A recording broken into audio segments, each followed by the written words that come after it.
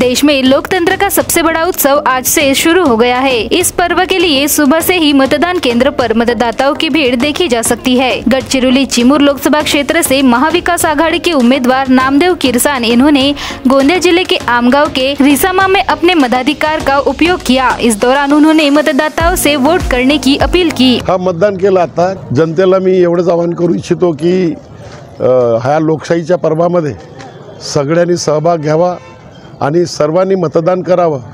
जर या देशाची लोकशाही टिकून ठेवायची असेल तर प्रत्येकाला एक मत देण्याचा अधिकार डॉक्टर बाबासाहेब आंबेडकरांनी भारतीय संविधानामध्ये विहित केलेला आहे आणि ही लोकशाही त्याच्यामुळे या देशामध्ये नांदत आहे आणि लोकशाही कायमस्वरूपी या देशामध्ये नांदावी असं सगळ्यांना वाटत असेल तर प्रत्येक नागरिकांनी जरूर मतदान करावं।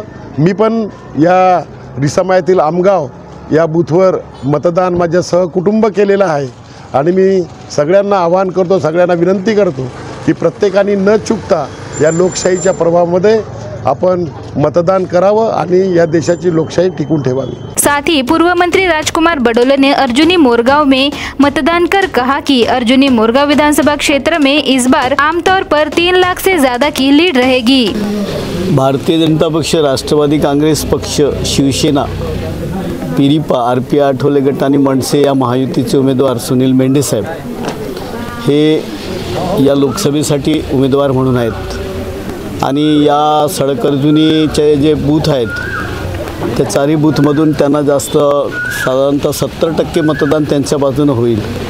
कारण राष्ट्रवादी काँग्रेस पक्ष आणि भारतीय जनता पक्ष यांची महायुती असल्यानं या ठिकाणी अत्यंत चांगला प्रतिसाद आहे।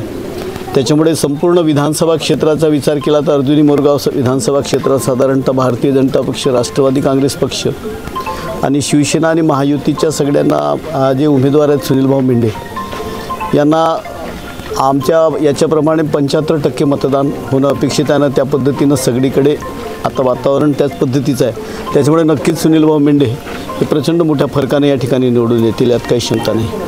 भारतीय जनता पक्ष आणि महायुती ही जे आली आहे, राष्ट्रवादी काँग्रेस पक्ष आणि शिवसेना हे विकासाच्या दृष्टीनं हे एकत्रित आलेले पक्ष आहेत। त्याच्यात वैचारिक कोणता जरी हा असला तरी विकास, सगळ्यांचा विकास, का शेवटी लोकप्रतिनिधी यांचा विषयच अजेंडाच मेन असतो की विकास करणं।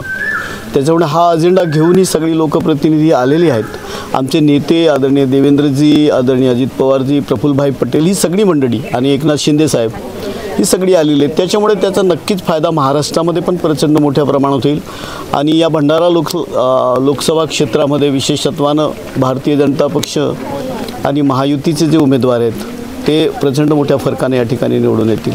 साधारणतः अर्जुनी मोरगाव विधानसभा क्षेत्रामध्ये मागच्या कालखंडातला जर विचार केला तर भारतीय जनता पक्ष हा एकटा उभा होता आणि त्याच्या विरोधामध्ये राष्ट्रवादी काँग्रेस पक्ष आणि काँग्रेस अशी होती। तरी पण 1,89,000च्या फरकानं या लोकसभा क्षेत्रामध्ये सुनील मेंढे यांचा विजय झाला होता। त्या अनुषंगानं आता राष्ट्रवादी काँग्रेस पक्ष एकत्रित आल्यामुळे साधारणतः ही लीड 3 लाखाच्या वर असायला पाहिजे। अर्जुनी मोरगाव विधानसभा क्षेत्राचा विचार केला तर ही मागच्या कालखंडामध्ये 16,000ची लीड होती, तर ही साधारणतः 25,000पर्यंत जाईल अशी अपेक्षा आहे।